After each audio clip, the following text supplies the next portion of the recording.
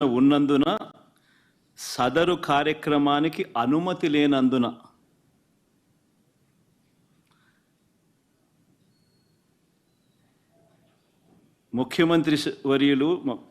మాజీ ముఖ్యమంత్రి వర్యులు వైఎస్ జగన్మోహన్ రెడ్డి గారి తిరుమల తిరుపతి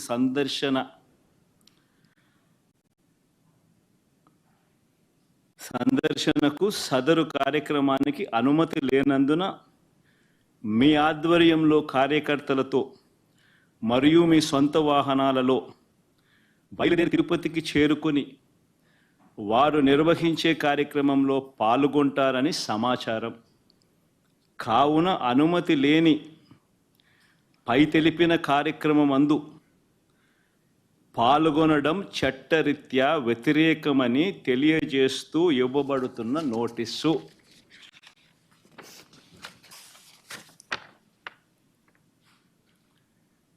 ఒక రాష్ట్ర మాజీ ముఖ్యమంత్రి జగన్మోహన్ రెడ్డి అనే వ్యక్తి, ఒక రాష్ట్ర మాజీ ముఖ్యమంత్రి అయిన జగన్మోహన్ రెడ్డికి తిరుమల తిరుపతి దేవస్థానంలో దేవుడిని దర్శించుకునేందుకు వెళ్తాను అనంటే, వెళుతున్న నేపథ్యంలో మీకు పర్మిషన్ లేదు,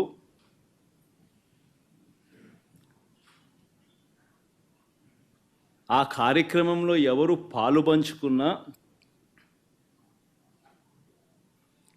మీ అందరినీ అరెస్ట్ చేస్తాము అని గుడికి పోవడానికి పోతా ఉంటే నోటీసులు ఇస్తూ ఉన్నారు. నిజంగా ఆలోచన చేయమని అడుగుతా ఉన్నా. ఏ ప్రపంచంలో ఉండం? రాక్షస రాజ్యం కాదా ఇదని అడుగుతా ఉన్నా.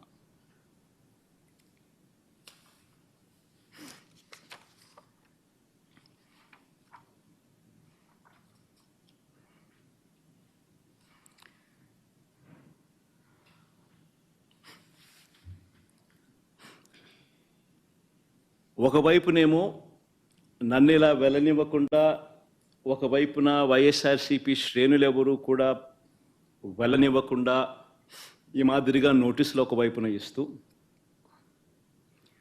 మరోవైపున టీవీలలో చూస్తే ఆశ్చర్యకరమైన విషయాలు, చుట్టుపక్కల రాష్ట్రాల నుంచి కూడా బీజేపీ వాళ్ళని తప్పిస్తున్నారు. మరి బీజేపీ పై వాళ్ళకు తెలుసో తెలీదో నాకైతే తెలియదు, కానీ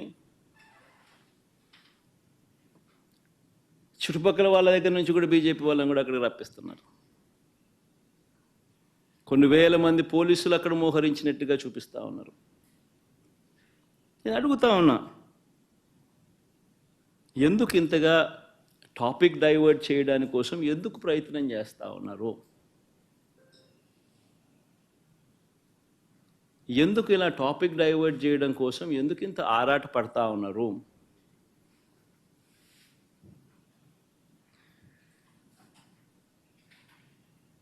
గమనించినట్లయితే తిరుపతి లడ్డూల విషయంలో తాను చెప్పినవన్నీ, చంద్రబాబు చెప్పినవన్నీ అబద్ధాలు అని ఒక్కొక్కటిగా రుజువవుతూ కనిపిస్తూ ఉన్నాయి.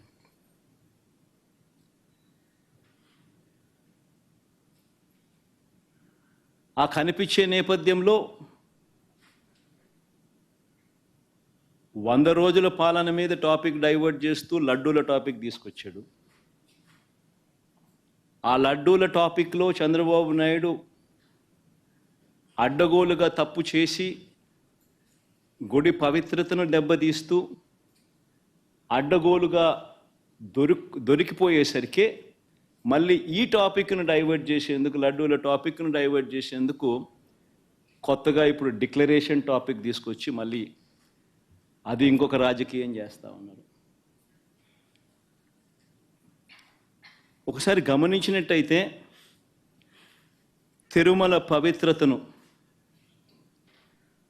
స్వామి